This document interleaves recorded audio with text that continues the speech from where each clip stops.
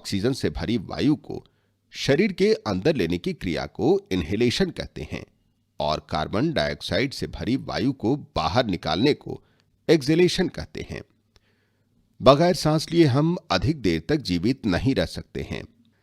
जब हम वायु को अंदर लेते हैं यानी कि इनहेल करते हैं, तब ये हमारे नॉस्ट्रिल्स में से नेजल कैविटी में चले जाती है।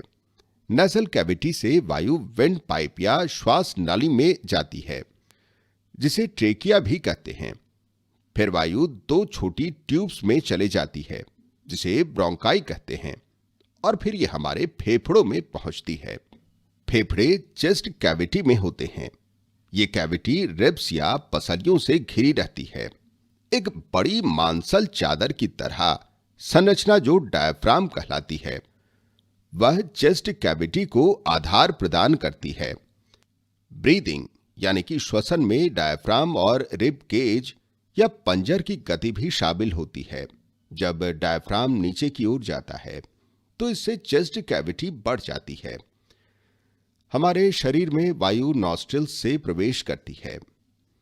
फिर ये वायु एक पाइप से गुजरती है जो विंड पाइप कहलाता है।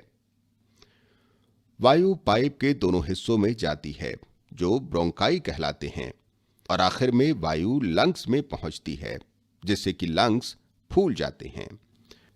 जब डायफ्राम ऊपर की ओर जाता है, लंग्स पर ज्यादा दबाव पड़ता है और वायु लंग्स से बाहर निकल जाती है।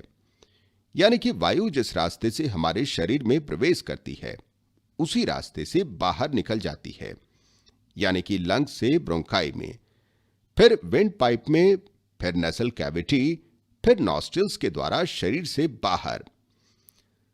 एक बार फिर से देखते हैं। ऑक्सीजन से भरी वायु शरीर में लेने को इनहेलेशन कहते हैं।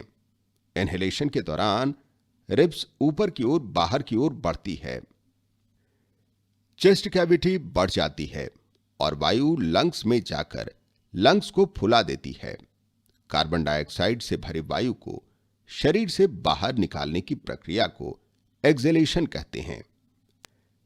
एक्सहेलेशन में रिब्स नीचे की ओर और अंदर की ओर जाती है, चेस्ट कैविटी घट जाती है और वायु लंग्स से बाहर निकल जाती है।